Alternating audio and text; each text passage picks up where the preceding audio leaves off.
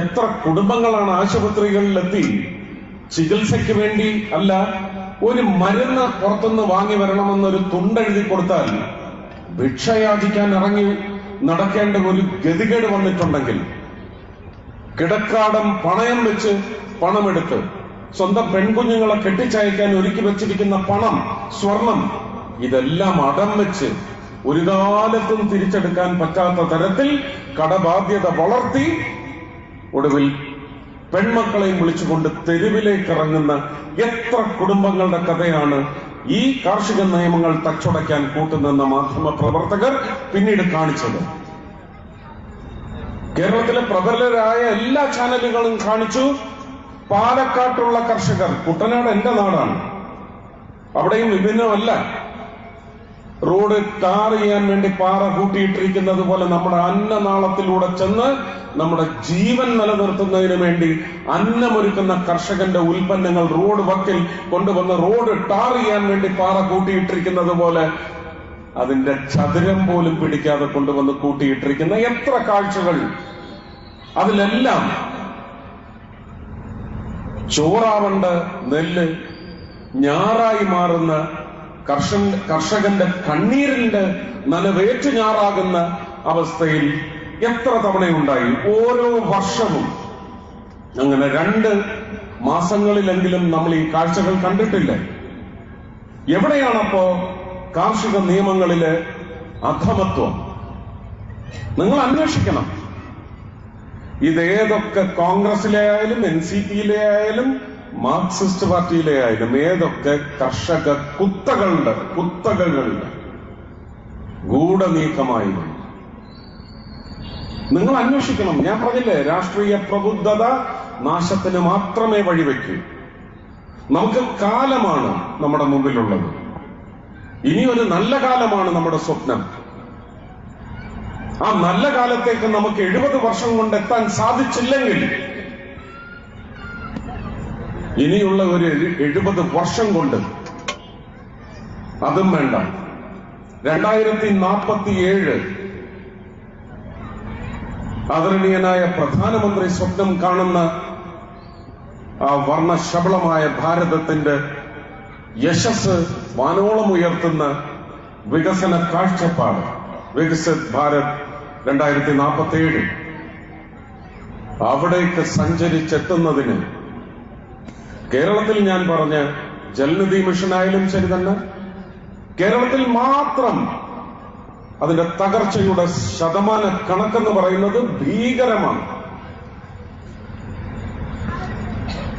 ആയുഷ്മാൻ ഭാരത്, ആവാസ് യോജന, പ്രധാനമന്ത്രി ആവാസ് യോജനയാണ്, അല്ലാതെ നരേന്ദ്രമോദി ആവാസ് യോജന അല്ല.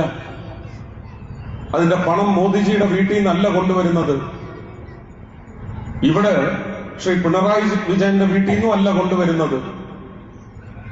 പക്ഷെ അവിടെ മോദിയുടെ വീട്ടിലേക്ക് ആ പണം കൊണ്ടുപോകാറില്ല. ഇവിടെ പലരുടെയും വീട്ടിലേക്ക് ആ പണം പോയിട്ടുണ്ടെങ്കിൽ നിങ്ങൾക്ക് കൂരകൾ ഉണ്ടായിട്ടില്ല.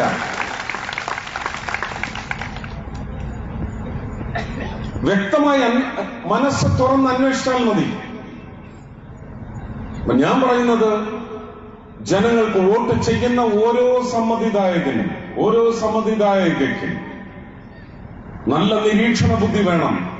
ഇത് വലിയ ആഘോഷമാണ്. കൊടി തോരണങ്ങളൊക്കെ കെട്ടി, ബാൻഡ് മേളം, ലൈറ്റിട്ട വണ്ടികൾ, ഇത് നമുക്ക് ദിവസവും ഓരോ പാർട്ടി നമുക്ക് ഉത്സവ കാഴ്ചകൾ നമുക്ക് സമ്മാനിക്കുന്നു. വോട്ട് ചെയ്യാൻ വേണ്ടി രാവിലെ കുളിച്ചൊരുങ്ങി അമ്പലത്തിൽ പോയി പ്രാർത്ഥിച്ചു പോയി ഒരു ഓട്ടം കിട്ടും. ഈ സമ്പ്രദായം മാറണം.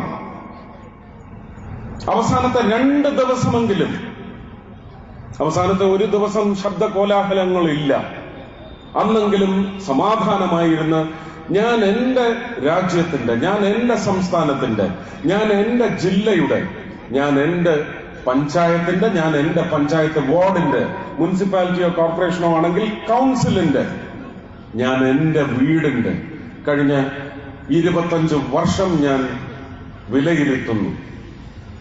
ഇതെന്താ ചെയ്യാൻ ബുദ്ധിമുട്ടുണ്ടോ? ഇതിന് IAS-നൊക്കെ പഠിക്കേണ്ട ആവശ്യമുണ്ടോ? പ്രത്യേകിച്ച് കേരളത്തിലെ ജനങ്ങൾ ഈ വഴിക്ക് എന്ത് അടിമത്തം രാഷ്ട്രീയത്തിന്റെ പേരിലുണ്ടെങ്കിലും, രാഷ്ട്രീയത്തിൽ അടിയുറച്ച് വിശ്വസിച്ച് പോയിട്ടുണ്ടെങ്കിലും, വോട്ട് ചെയ്യുന്നത് രാഷ്ട്രീയത്തിന് വേണ്ടി ആയിരിക്കില്ല, രാഷ്ട്രീയ കക്ഷികൾക്ക് വേണ്ടി ആയിരിക്കില്ല.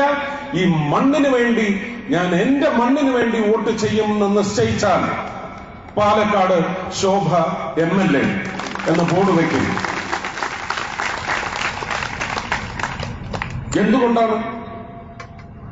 എന്തുകൊണ്ട് ശോഭാ സുരേന്ദ്രൻ? എന്തെല്ലാം കൊണ്ട് ശോഭാ സുരേന്ദ്രൻ? ഞാൻ നേരത്തെ പറഞ്ഞു വെച്ചത് മറന്നിട്ടല്ല. സ്വർണത്തിന്റെ കാര്യം മാത്രം എടുക്കുക, എനിക്കിഷ്ടമുള്ള വിഷയമേ അല്ല. ബഹുമാനപ്പെട്ട ഹൈക്കോടതിയാണ്, ഗവൺമെന്റ് അതിന് കണ്ടുപിടിച്ച മാർഗമാണ് SIT. ആ SIT ഏതൊക്കെ വഴിക്ക് പോയെന്ന് കണ്ടല്ലോ അല്ലേ? ബഹുമാനപ്പെട്ട ഹൈക്കോടതി താക്കീത് കൊടുത്തതും കണ്ടല്ലോ അല്ലേ? ഇവര് ചീട്ട് കളിക്കിരിക്കുകയാണ് നിയമസഭയ്ക്കകത്ത്. ജോക്കറും കിങ്ങും ജാക്കിയും, ആ ജാക്കി നമുക്കിട്ടാ വയ്ക്കുന്നത്, പിന്നെ ആസും ഇതിട്ട് കളിക്കുക. കടകംപള്ളി എന്ന് പറഞ്ഞൊരു ഫോട്ടോ അവരിങ്ങോട്ടിടും, അപ്പൊ തന്നെ അവരങ്ങോട്ട് സോണിയാഗാന്ധി എന്ന് പറഞ്ഞൊരു ഫോട്ടോ ഇടും.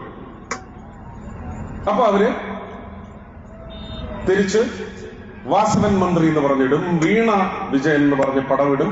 അവര് തിരിച്ച് പിങ്കി മോൾ എന്ന് പറഞ്ഞിടും, രാഹുൽ ഗാന്ധി എന്ന് പറഞ്ഞിടും. ഇങ്ങനെ ചീട്ടിട്ട് കളിക്കുന്നിടത്ത് കഴിഞ്ഞ 5 വർഷം ശോഭാ സുരേന്ദ്രൻ ഉണ്ടായിരുന്നെങ്കിൽ, കഴിഞ്ഞ 1.5 വർഷം ശോഭാ സുരേന്ദ്രനോ ഉണ്ടായിരുന്നെങ്കിൽ, ഞാൻ വ്യക്തമായിട്ടാണ് വ്യക്തികളുടെ പേര് പറയുന്നത്. നിങ്ങളിങ്ങനെ ചീട്ടിട്ട് കളിക്കാതെ മിസ്റ്റർ ചീഫ് മിനിസ്റ്റർ മര്യാദയ്ക്ക് അടിച്ചുകൊണ്ട് പോയ സ്വർണം ഇവിടെ കൊണ്ടുവന്ന് വെക്കടോ എന്ന് പറയണമായിരുന്നെങ്കിൽ ശോഭ വേണമായിരുന്നു.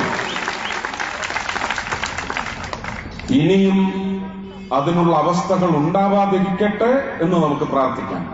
പക്ഷെ ഉണ്ടായാൽ ആര് ഭരിച്ചാലും, ഞാൻ നേരത്തെ പറഞ്ഞ സംഘശക്തി, ശബ്ദ സംഘശക്തി നിങ്ങൾ ഉറപ്പുവരുത്തുക. എണ്ണത്തിന്റെ കാര്യം പറഞ്ഞില്ലേ, നിങ്ങൾ പറയണം ഇന്നാരൊക്കെ ഉണ്ടാവണം നിയമസഭയിൽ.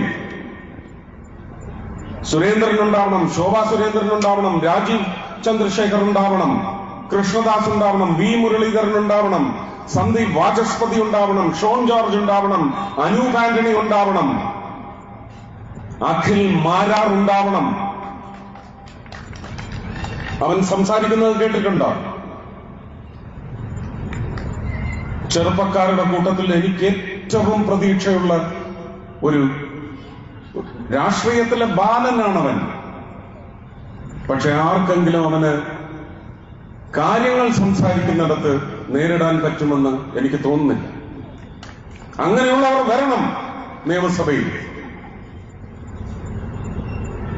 പത്മ ചേച്ചി, പാരമ്പര്യത്തിന് എന്താ കുറവ്? കേരളത്തിന്റെ യഥാർത്ഥ ആർക്കിടെക്ട് ആരാണെന്ന് ചോദിച്ചാൽ കോൺഗ്രസ് ഭരിച്ച കാലത്ത് ശ്രീ കരുണാകരൻ, അതിനപ്പുറം ഇപ്പുറം ഒന്നുമില്ല. ജനഹിത ഭരണം കാഴ്ചവെച്ച സഖാവ് അച്യുതമേനോൻ,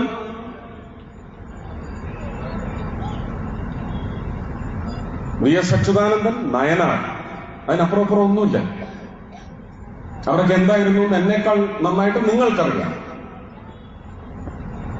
കേരളത്തിന് പിന്നെ കേന്ദ്രത്തിന്റെ ഒരു സഹായം കൊണ്ട് എന്തെങ്കിലും ചെയ്യാൻ സാധിച്ചിട്ടുള്ളത് ബഹുമാനീയനായ ശ്രീ O രാജഗോപാലിനെ കൊണ്ടാണ്. ആ O രാജഗോപാലിന്റെ പാരമ്പര്യമാണ് ഈ ഇരിക്കുന്നത്. ആ O രാജഗോപാലിന്റെ പാരമ്പര്യത്തിലുള്ള കണ്ണൂര് നിതീഷ് ആയാലും, രഞ്ജിത്ത് ആയാലും, ഹരിദാസ് ആയാലും, രഘുനാഥ് ആയാലും, കാസർഗോഡ് അശ്വിനി ആയാലും, തൃശൂര് ഗോപാലകൃഷ്ണൻ ആയാലും, അനീഷ് ആയാലും, നാഗേഷ് ആയാലും, ഇങ്ങനെ ഒരു 20-21 പേരെ നിങ്ങൾ എണ്ണി പേരെടുത്ത് നിശ്ചയിച്ചോളൂ ഉണ്ടെങ്കിൽ കേരളത്തിന്റെ ആത്മാഭിമാനത്തിന് അടുത്ത 5 വർഷം നിരന്തരമായ സംരക്ഷണമെങ്കിലും ഉണ്ടാകും. അതിനുശേഷം 2031 ആരും വെള്ളം വെച്ച് തിളപ്പിക്കണ്ട, അരിയും ഒരുക്കണ്ട, ഒരു വെള്ളവും തിളക്കില്ല. ആ തിളക്കുന്ന വെള്ളത്തിലേക്ക് ഒരു അരിയും ഇട്ടാൽ വേവില്ല. ഭാരതീയ ജനതാ പാർട്ടി കേരളം ഭരിക്കും, ശക്തമായ ഭൂരിപക്ഷത്തോടെ ഭരിക്കും. മാവേലി നാട് വാണിയിടും കാലം എന്ന് പറയുന്നത് അന്ന് സംഭവിക്കും. അതിലേക്കുള്ള ആദ്യ ചവിട്ടുപടിയായി ഇത് പാലക്കാടിന്റെ വലിയ ഉത്തരവാദിത്വമാണെന്ന് നിങ്ങൾ ദയവ് ചെയ്ത്, ഒരു രാഷ്ട്രീയ പ്രസംഗമേ അല്ല ഇത്, ഞാൻ കൃത്യമായ കാര്യങ്ങളാണ് നിരത്തിയത്. ഓരോ കേന്ദ്ര പദ്ധതിയും എടുത്തുകൊള്ളൂ. ഇവിടെ പാലക്കാട് മലമ്പുഴ ഉദ്യാനത്തിന് വേണ്ടി എത്ര വർഷമായിട്ട് നിങ്ങൾ രോദനം മാത്രം അവതരിപ്പിക്കുന്നു? പറയണം, പ്രശാന്ത് പറയണം, എത്ര വർഷമായി ഈ ഗതികെട്ട അവസ്ഥയിൽ കിടക്കുന്നത്? നിങ്ങൾ കൈകൂപ്പട്ടത് തൃശ്ശൂർക്കാരെയാണ്. കേരളത്തിൽ ആദ്യമായിട്ട് ഒരു MP ഞങ്ങൾ BJPക്ക് സമ്മാനിക്കും അവര് നിശ്ചയിച്ചെങ്കിൽ, അങ്ങനെ നിങ്ങൾ ഇങ്ങോട്ടൊരു ചീട്ടിട്ടാൽ ആ MP മന്ത്രിയായിരിക്കുന്ന നരേന്ദ്രമോദി തീരുമാനിച്ചെങ്കിൽ, പാലക്കാട്ടുകാർക്ക് വലിയ ആതിഥേയരാവാൻ വേണ്ടി മലമ്പുഴ ഡാമിലേക്ക് 69 ചില്ലുവാനും കോടി കൊടുത്തുകൊണ്ടാണ് ആ ഉദ്യാനത്തിന്റെ പണി ഇപ്പൊ നടന്നുകൊണ്ടിരിക്കുന്നത്. മന്ത്രിക്ക് കണക്ക് തെറ്റിയെന്നാണ് പ്രശാന്ത് പറയുന്നത്. 76 കോടിയാണ്. ഒരാൾക്കെങ്കിലും അറിയാമല്ലോ. നിങ്ങളിൽ എത്ര പേർക്കറിയാം? ഇതുപോലെ തന്നെയാണ് തൃശ്ശൂരും പദ്ധതികൾ കൊണ്ടുവരുവാൻ ശ്രമിക്കുന്നത്. അതിന്റെ എഴുത്തുകുത്ത് ഇവിടുത്തെ ചീഫ് സെക്രട്ടറി ആയിട്ട് നടത്തിയതൊക്കെ എല്ലാ തെളിവുകളും ഉണ്ട്. റവന്യൂ മന്ത്രി രാജനുമായിട്ട് എത്ര അപേക്ഷയാണെന്നറിയാം വാക്കാൽ അദ്ദേഹത്തിന്റെ മുമ്പിൽ വെച്ചിട്ടുള്ളത്. അതിനെ സംബന്ധിച്ച് തൃശ്ശൂരിലെ ചേംബർ ഓഫ് കോമേഴ്സിന് അറിയാം. ചേംബർ ഓഫ് കോമേഴ്സ് മീറ്റിംഗിന് വിളിച്ചു. ഞങ്ങൾക്ക് രാജൻ മന്ത്രിയെയും സുരേഷ് ഗോപി മന്ത്രിയെ ഒത്തിരുത്തി സംസാരിക്കണം. രാജൻ ഇന്ന് വരെ തയ്യാറായിട്ടില്ല. ഇലക്ഷൻ ഇനിയും ഉണ്ട്, 5 ദിവസം. മന്ത്രി ശ്രീ P. രാജൻ തയ്യാറുണ്ടോ? ചേംബറുകാരുടെ മുമ്പിൽ വന്നിരുന്ന് ഇതിന് ഇനി എയിംസിലേക്ക് വരാൻ ആരൊക്കെ എവിടൊക്കെയോ ഇരുന്ന് പുലമ്പുന്നുണ്ട് കേട്ടോ. ഞാൻ കേരളത്തിലേക്ക് എയിംസ് വന്നിരിക്കുന്ന പറഞ്ഞ, കൊണ്ടുവരുമെന്നല്ല പറഞ്ഞ.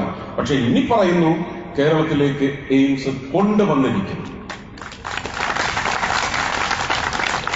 വികസന കാഴ്ചപ്പാടെന്ന് പറയുന്നത് രാജ്യത്തിന്റെ വികസന കാഴ്ചപ്പാട് ഒരു പ്രധാനമന്ത്രി കാണും.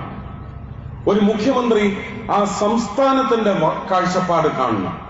സംസ്ഥാനത്തെ എല്ലാ പ്രദേശങ്ങൾക്കും എതുവഴിയാണ് വികസനത്തിന്റെ വലിയ ഒരു മുദ്ര ചാർത്തിയാൽ ഏതൊക്കെ വഴിയാണ് മറ്റ് അനന്തര വികസന സംരംഭങ്ങൾ വരുന്നത്. ഒരു എയിംസ് ഒരു ജില്ലയിൽ വരുന്നത് കൊണ്ട് ആ ജില്ല ഇന്ന് നേരിടുന്ന അവസ്ഥാ സവിശേഷതകളിൽ നിന്ന് ഒരു ഉയർപ്പുണ്ടാവണമെങ്കിൽ എയിംസ് സഹായിക്കുമോ?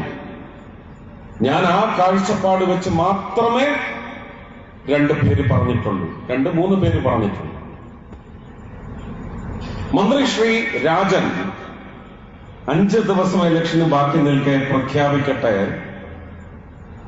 അപ്പൊ അവിടെ രാജീവ് ജി നമ്മുടെ മാനിഫെസ്റ്റോ പ്രസിദ്ധപ്പെടുത്തിയിട്ടുണ്ട്.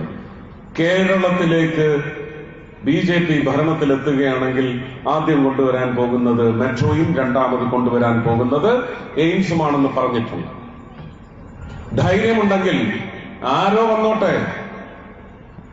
മാർക്സിസ്റ്റ് പാർട്ടിയുടെ ഭരണമുന്നണിയുടെ വക്താവായിട്ട് മന്ത്രി ശ്രീ രാജൻ പറയട്ടെ, അത് ഞാൻ തൃശ്ശൂര് 300 ഏക്കർ സ്ഥലം കൊടുത്ത് തൃശ്ശൂര് കൊണ്ടുവരുമെന്ന് പറയട്ടെ.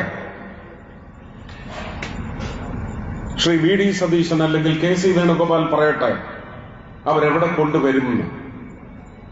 ധൈര്യമുണ്ടോ? ഇത് കേരളത്തിൽ നിന്ന് അങ്ങോട്ട് എഴുതി കൊടുത്താൽ മാത്രമാണ് ആ പദ്ധതി വരിക. അതിപ്പോഴും വലിയ ഒരു മാഫിയ സംഘത്തിന്റെ ബിസിനസ് പ്രവർത്തനത്തിന് വലിയ ബലമേകാൻ വേണ്ടി അതൊരു പ്രദേശത്തേക്ക് കൊണ്ടുപോകാനുള്ള ശ്രമമാണ്. അത് ഒടിയും. അത് കേന്ദ്ര സർക്കാർ ഒടിച്ചില്ലെങ്കിൽ അന്വേഷണ സംഘങ്ങൾ നിരീക്ഷണത്തിനും ഇൻവെസ്റ്റിഗേഷനും ഇറങ്ങി അവരുടെ നട്ടെല്ലൊടിച്ചിരിക്കും. പദ്ധതി നമുക്ക് നഷ്ടപ്പെടരുത്. ഞാൻ മനസ്സിലാക്കിയ കണക്ക് കൃത്യമാണെങ്കിൽ ഏതാണ്ട് 23 എയിംസിന്റെ പ്രവർത്തനങ്ങളാണ് നടന്നുകൊണ്ടിരിക്കുന്നത്. ബാക്കി ഇനിയും 4 എണ്ണം വരണം. ആ 4 എണ്ണത്തിൽ കേരളമുണ്ട്. എയിംസിന് സത്വര നടപടി സ്വീകരിച്ചുകൊണ്ട് കൊണ്ടുവരുന്നതിന് വേണ്ടി ആവശ്യമായ എല്ലാ കാര്യങ്ങളും കൃത്യമായി ചെയ്യുന്ന ഒരു സർക്കാർ വരണേ എന്ന് മാത്രം നിങ്ങൾ വിചാരിക്കുക. ആര് ഭരിച്ചാലും മുള്ളും പുറത്ത് ആണിപ്പുറത്തിരുന്ന് ഭരിക്കണമെങ്കിൽ ശോഭയെ പോലെയുള്ളവർ നിയമസഭയിൽ ഉണ്ടാവണമെന്ന് മാത്രം നിങ്ങൾ നിശ്ചയിക്കുക. വേറെ ആരെയും പുറന്തള്ളണമെന്നോ വേറെ ആരെങ്കിലും ചവിട്ടിത്തേക്കണമെന്നോ രാഷ്ട്രീയപരമായിട്ടോ അല്ലെങ്കിൽ പ്രചരണ വേദികളെന്നോ ഒന്നും ഞാൻ ആഗ്രഹിക്കുന്നില്ല, ഞാൻ പറയുകയുമില്ല. പക്ഷെ ഇത് നിങ്ങളുടെ ആവശ്യമാണ്. ഒന്നുകൂടി സംക്ഷിപ്തമായി പറഞ്ഞാൽ, പാലക്കാട്ടുകാർക്ക് ശോഭ ജയിച്ചാൽ ഭാരതീയ ജനതാ പാർട്ടിയല്ല ജയിക്കുന്നത് പാലക്കാട്ടുകാർ തന്നെയായിരിക്കും. വന്ദേ മാതരം.